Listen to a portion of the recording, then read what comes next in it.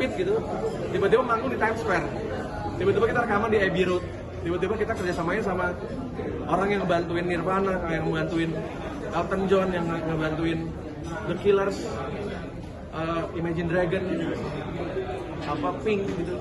Kayak nggak nyangka gitu, tapi ternyata bisa jadi itu adalah apa yang kita bayangkan dulu gitu.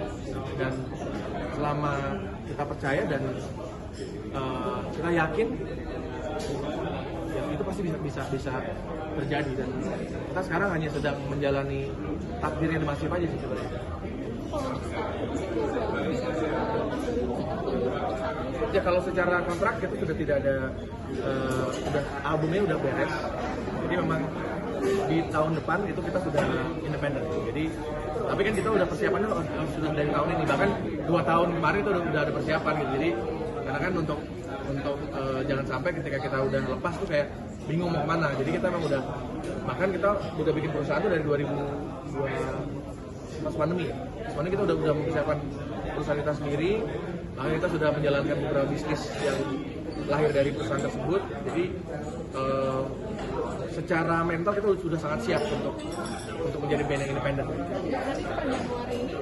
Ya, itu sudah menjadi era baru The Massive, karena kita kemarin kan pas rekaman kita udah bikin hashtag The Massive New Era. Jadi emang itu akan menjadi era baru kita sih, sebagai band independen.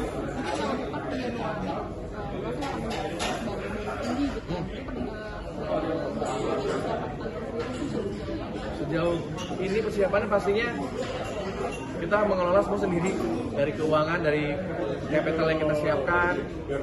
Secara financial kita harus benar-benar ngitung ya, kita benar-benar bikin bisnis plan. Tapi seru, maksudnya itu tidak terjadi sama kita dulu kan kita diurusin, selama ini kita diurusin. Tapi kali ini kita mengurusi diri kita sendiri, dan itu ternyata menyenangkan. Kita jadi tahu bayar produser berapa, biaya kita rekaman tuh berapa, terus kita harus meng-hire orang-orang yang memang bisa membantu kita dengan gajinya segini. Kita semua yang kita tahu, dan itu menyenangkan banget, karena ternyata memang di dunia hampir semua musisi dunia sekarang udah independen. Ya, Taylor Swift, Bruno Mars, Radiohead, Metallica itu sudah independen. Jadi memang sekarang memang sudah eranya seperti itu. Bahkan sekarang kan band-band yang besar itu bahkan semua sudah independen, maksudnya band-band independen gitu, musisi independen. Dan memang ini udah waktunya The Massive untuk kita juga bisa menentukan arahnya kita sendiri tanpa harus diatur sama yang lain-lain. Tadi ngomongin The Massive sebagai brand, yes, bukan sebagai kesadaran itu munculnya kapan ya? Ini bagus sih Mas. Kita tuh 2020 waktu itu kita tuh masih bukan bingung ya, tapi kita merasa kok kita ini posisi di mana sih gitu.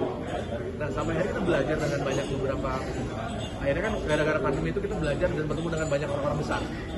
Ternyata positioning itu yang menentukan diri kita sendiri. Kita mau ada di mana, kita mau menjadi band yang seperti apa.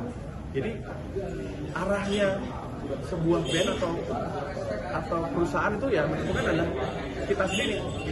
Istilahnya yang nyetir tuh nakodanya itu, driver itu kita mau kemana. Nah kita harus akhirnya kita belajar dengan orang-orang yang memang orang-orang besar yang punya visi yang besar juga. Dan akhirnya kita pelan-pelan kita belajar, dan akhirnya kita menentukan The Massive itu posisinya ada di sini.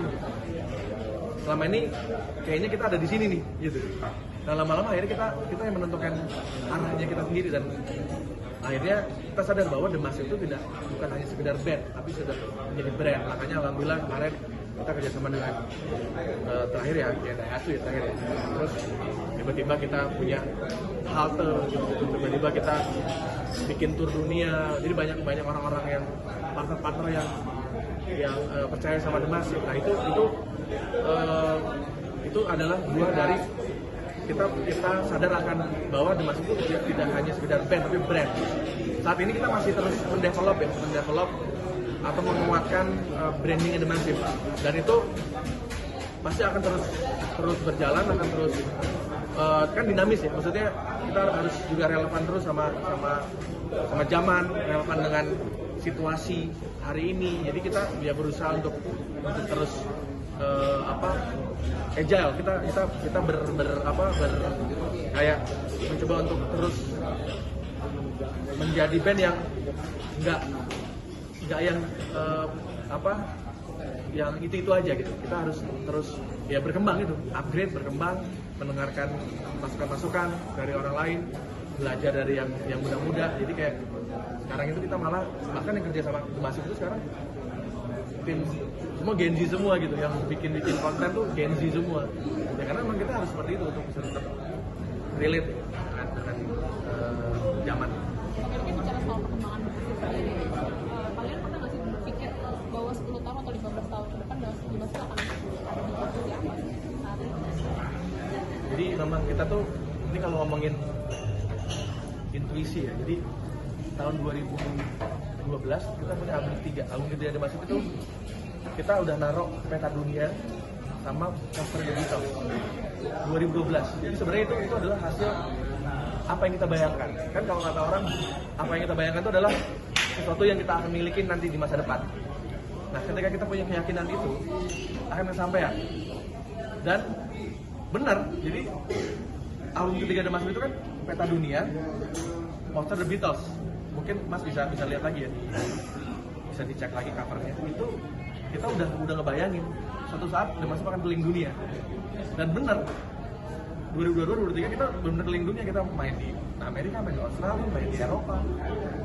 Kali ini kita naikin lagi, kita rilis album internasional yang memang kita udah bayangin juga nantinya akan seperti apa gitu. Udah kebayang lah.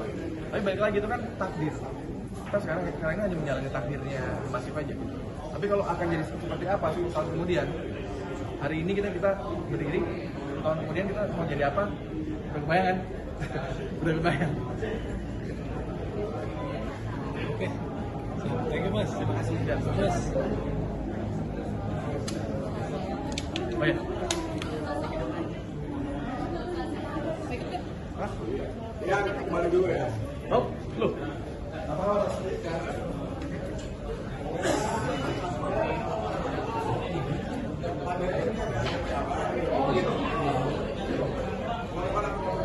Boleh. Terus, Pak.